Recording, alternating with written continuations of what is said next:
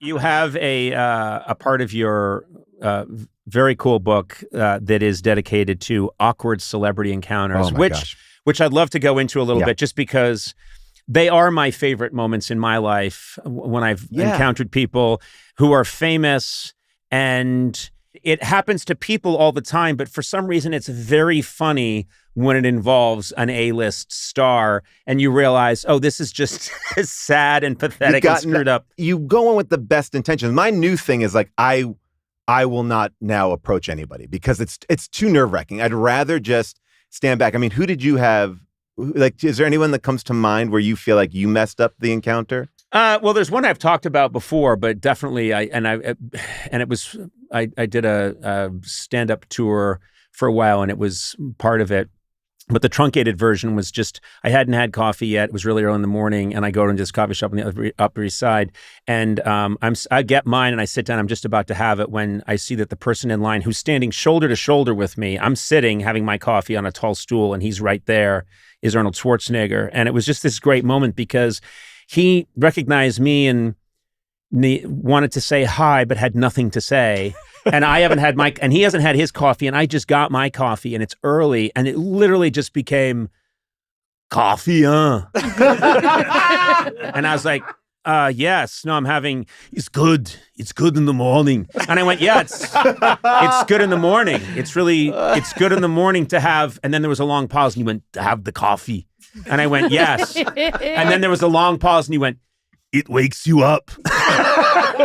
And I said, yes, because of, and there was a long pause. He was like, the caffeine. And I'm like, oh my God, this is awful. This is awful. And yet, I mean, he is the most iconic, one of the most iconic people in the world. And this is what we're talking about. Oh my God. It's like you're trying to make this connection. It's like, I just want to like be normal or just say hi, or I want to get in, I want to get out. And I did this movie, and there was a guy in this movie that I would hang out with all the time. And he's like, oh, you know RDJ? And I'm like, oh, who's RDJ? He's like, Robert Downey Jr., RDJ.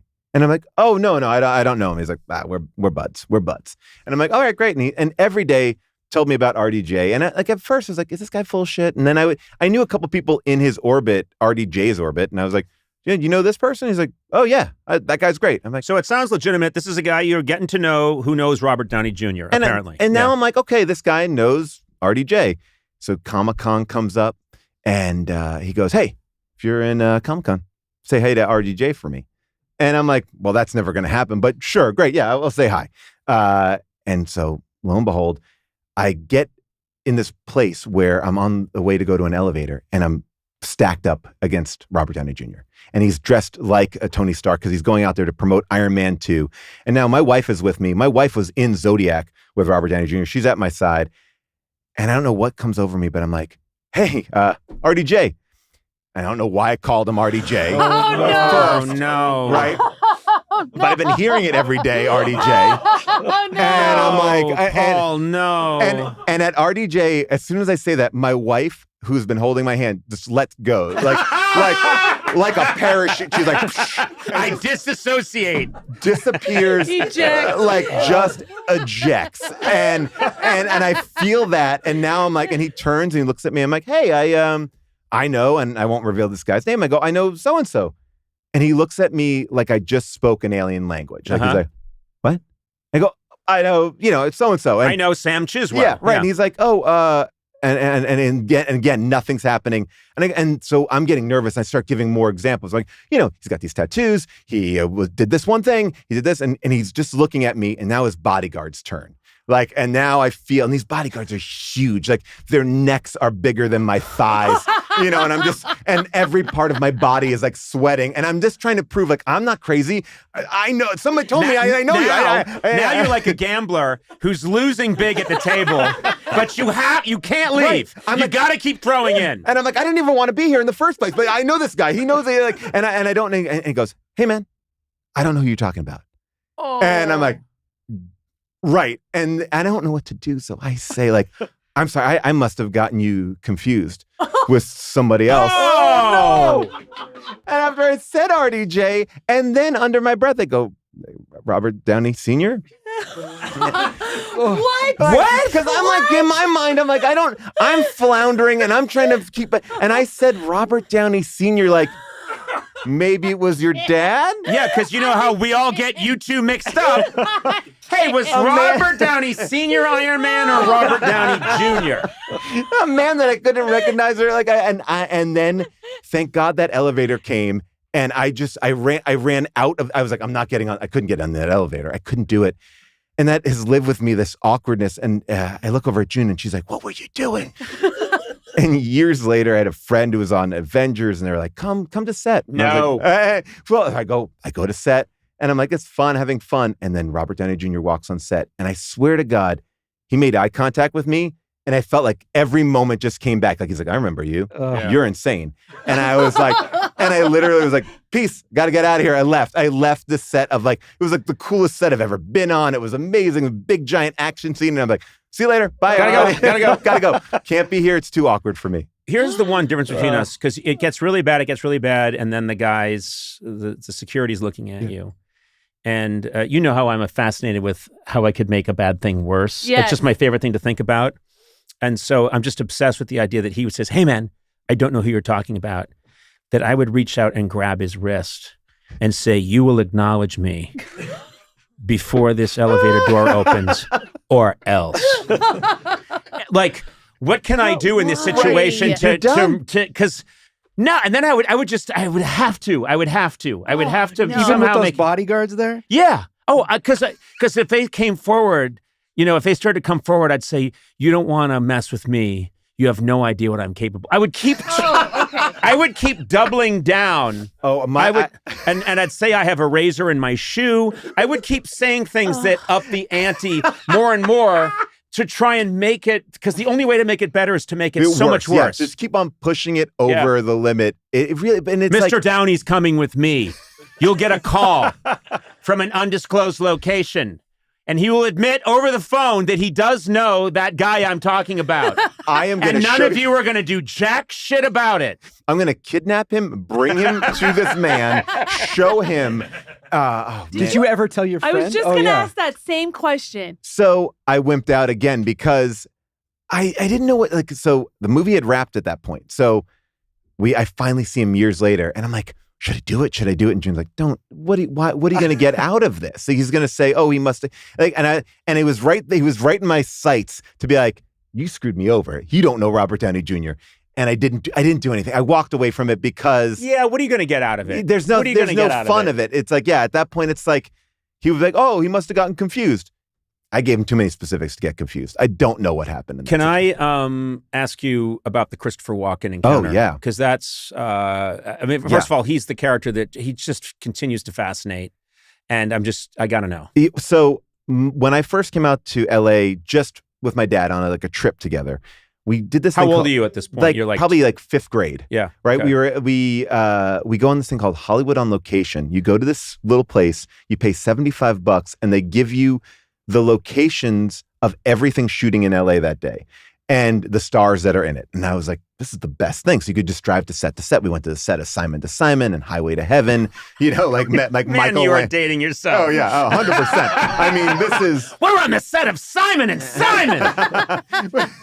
This name will endure throughout the memories of the great lore of Hollywood. I met Hawk from Spencer. No. And so, and we're kind of doing our whole day. We're through the whole thing. And we're meeting all these people that I'm having the best time. It's like I've never seen a celebrity, met a celebrity. And as a kid, this was my holy grail. Huge. Yeah.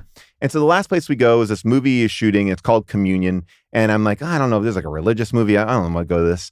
And we hang around and nothing's going on. And the security guard approaches and he's like, you want to meet a movie star? And I was like, yeah, I'd love to meet a movie star. He's like, Christopher Walken is right in there. Now, I don't know Christopher Walken because I'm a kid. And I say to my dad, I'm like, who's that? And he's like, from View to a Kill, it's a James Bond. It's a villain from James Bond. I'm like, oh, yeah, I want to meet Max Zorin. So, Calm down, Matt. Well, we covered that on How Did This Get Made? Yeah. Matt, you're lactating right now. I was so You're excited. male lactating. So so the bodyguard or the security guard leaves and he comes back and goes, okay, Chris wants to meet you, but no cameras, no parents. Oh. And so my dad was like, what do you want to do? And I was like, I want to go meet Christopher Walken. Here, take this, and the security guard like walks me across the street and opens this big warehouse door. And the warehouse is just completely dark and ushers me to go in. I walk in and he closes the door behind me. So now I'm alone in a dark warehouse with like a sliver of light from where the door was.